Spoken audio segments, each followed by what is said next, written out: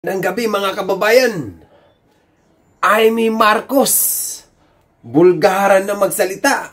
Alam naman natin ngayon na si Amy Marcos, sila Inday Sara, at saka itong mga PDP laban na ito sila Henyo, si Doc Mata, at saka si Bundok, andun sa Kuala Lumpur, Malaysia.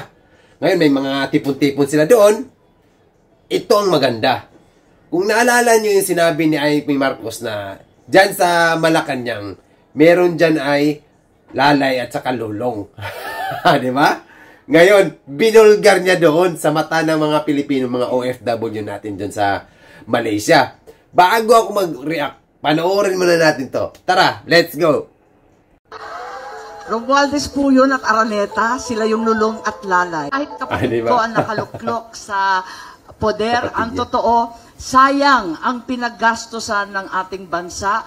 Inubos bilyon-bilyon sa ayuda at pamimili ng boto. Sabihin na natin ang totoo. Yung nakaupo, walang apelido kasi tambalos-los.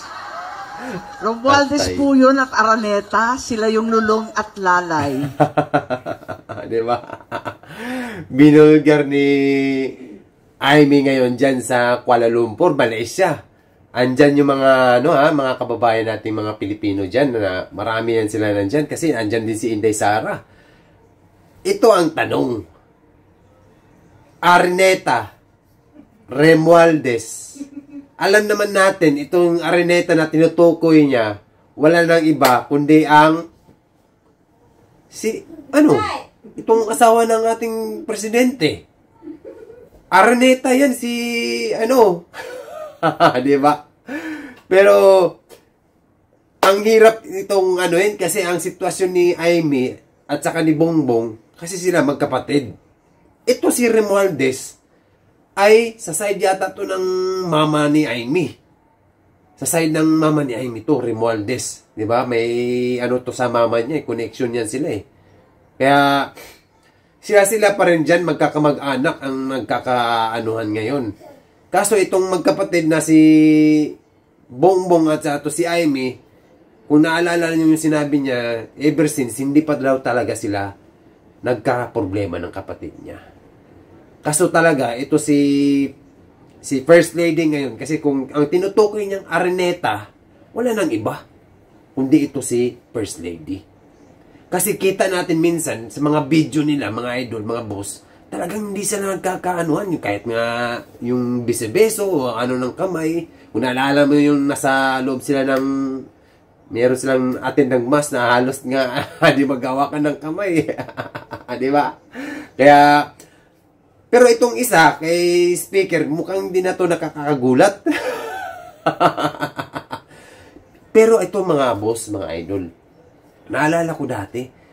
Di ba dati, bago tong huling-huling mga nakarang buwan, ito si First Lady, nagkaroon siya ng black eye. Baka ginanon yun ni Kasi nga, di ba, mahirap tong mga akusasyon ni sa bagay. Ito ng kapatid niya nagsalita.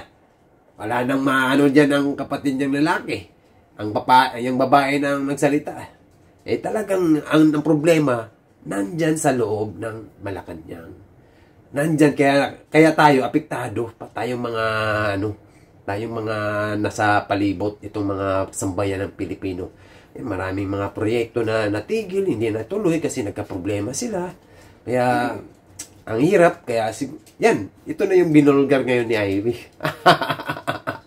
Pati si Inday din, nandun sila, di ba? Kaya, ito si Ivy, siya pag-asa ni Tatay Digong. Kaya sinabi na yan ni Inday Sara doon sa Kuala Lumpur. Kasi yung kapatid mo ang nagpadala sa Netherlands, ikaw naman, Amy, ang magbabalik kay Tatay Digong sa Pilipinas. Kaya sangayon ba kayo doon sa sinabi ni Inday Sara patungkol ito kay Tatay Digong? Mag-comment, mag-like at share. Sa mga hindi pa nakapag-subscribe sa aking YouTube channel, mag-subscribe po kayo. Just click the button. Maraming salamat.